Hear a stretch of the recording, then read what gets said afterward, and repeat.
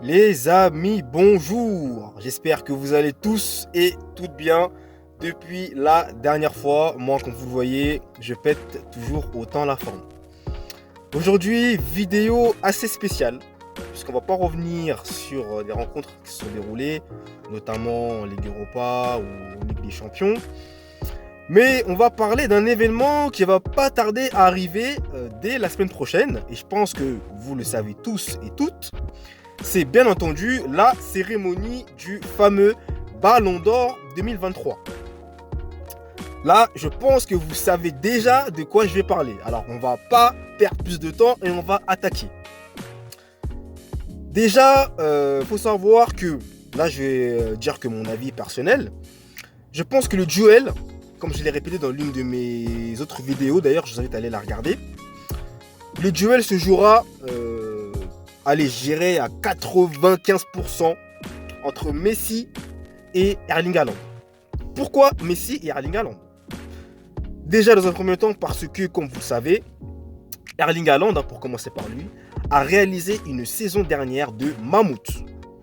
Meilleur buteur, toute compétition confondue, avec, alors, il me semble, de mémoire, 56 buts, il me semble, inscrits sur la campagne dernière, plus notamment la Ligue des Champions remportée en prime, la FA Cup remportée et le championnat anglais remporté. Donc rien que ça déjà, incroyable. Et du côté de Lionel Messi, la Coupe du Monde remportée avec l'Argentine. Et en plus, décisif en finale avec 2 buts inscrits notamment.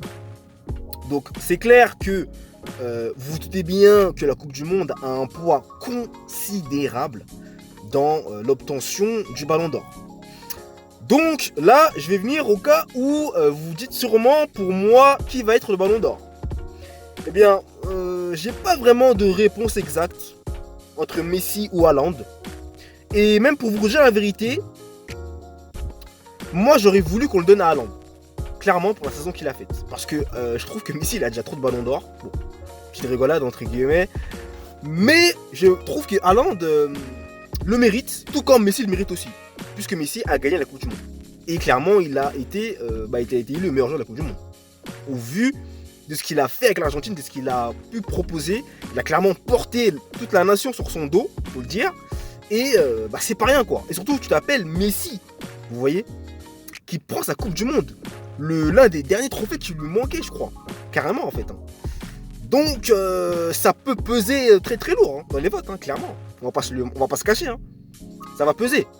Donc après que ce soit Messi ou Hollande qui soit élu Ballon d'Or, je ne serais pas étonné. Clairement, je ne serais pas étonné pour les raisons que je vous ai évoquées juste avant. Donc maintenant, à voir ce que va être dit dans la cérémonie du Ballon d'Or. Mais il se murmure déjà, voilà, que ce serait Messi qui serait le Ballon d'Or 2023. Donc là encore, ce sont des rumeurs qui continuent de grandir et de s'amplifier de plus en plus. Donc les amis, à voir, à voir.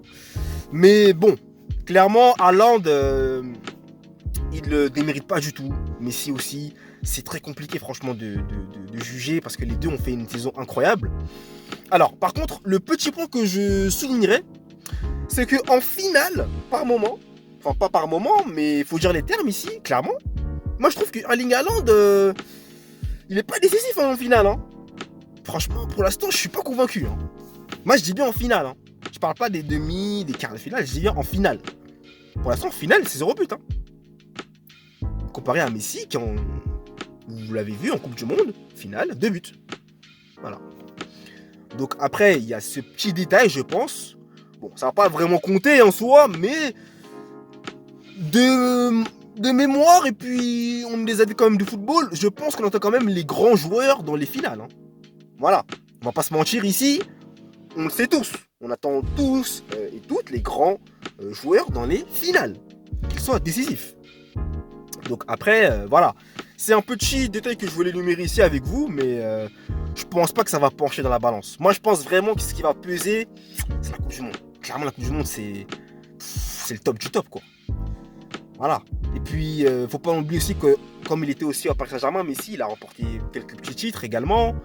Il a aussi remporté le Finalissima, il me semble, avec l'Argentine. Et il a aussi remporté la Copa América. Bon, ça fait un petit peu longtemps la Copa América. Mais voilà, l'Argentine est là sur une bonne voie. Et avec la Coupe du Monde qui se sont adjugés, clairement, ça va peser. Hein. Moi, je vous dis, hein, ça va peser. Hein. Voilà. Donc, les amis, suspense. De toute façon, on en saura plus le lundi 30 octobre.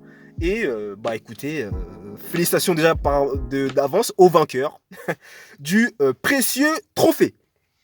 Voilà les amis, cette vidéo prend fin dès maintenant. Donc si vous l'avez apprécié, le petit j'aime, ça ferait extrêmement plaisir.